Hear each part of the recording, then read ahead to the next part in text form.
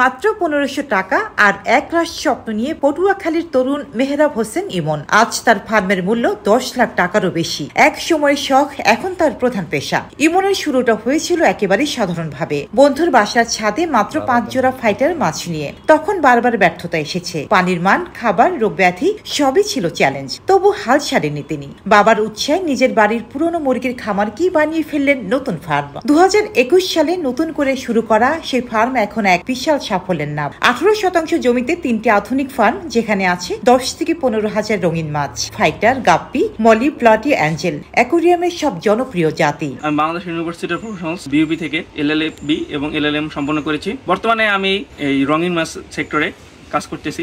এই মাছের সাথে আমার প্রথম পরিচয় 2021 সালে করোনাকালীন সময়। আমি যখন প্রথম আমার আপুর বাসায় ভিজিট করতে যাই, তখন আমি এই মাছের সাথে প্রথম পরিচিত হই। আমার ভগ্নিপতি উনি এক্সপোর্ট ইম্পোর্টের বিজনেস করেন, তো উনি ওখান থেকে ইম্পোর্ট করে 2 পিস মাছ ওনার বাসায় নিয়ে আসেন। তো সেইখানে আমার প্রথম ওই মাছটা দেখা, এবং দেখার পর আমার মাছটা এত ভালো লাগে যে আমি আসলে তখন চিন্তায় পড়ে গেলাম যে আসলে এত সুন্দর একটা মাছ, তাহলে তো এই মাছ অবশ্যই চাহিদা রয়েছে, যেহেতু এই মাছটা আমার দেশে আমদানি করা হয়। তো সেই থেকে আমার চিন্তা ভাবনা শুরু, যে তাহলে এই মাছটা এই দেশে আসলে উৎপাদন করা সম্ভব কিনা।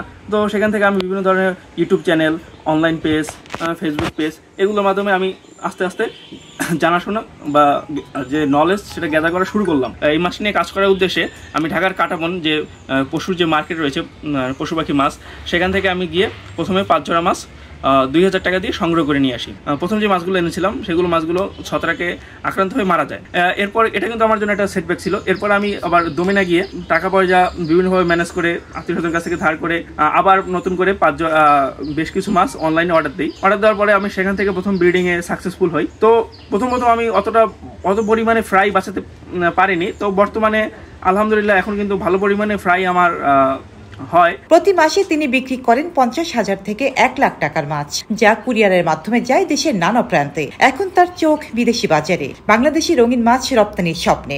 আইনে অনার্স মাস্টার্স শেষ করে চাকুরির পেছনে না ছুটে ইমন প্রমাণ করেছেন, মনোযোগ, অধ্যবসায় আর সঠিক দিক নির্দেশনা থাকলে স্বপ্নও সত্যি হয়। সবচেয়ে বড় অর্জন, তার সাফল্যে অনুপ্রাণিত হয়ে এখন পটুয়াখালীতে আরো 20টিরও বেশি নতুন অ্যাকোয়ারিয়ামের ফার্ম গড়ে উঠেছে, যা তরুণদের জন্য প্রাণ খুলে দিয়েছে কর্মসংস্থানের নতুন দরজা। এই গল্প প্রমাণ করে ছোট থেকে শুরু মানে ছোট ভবিষ্যৎ নয়।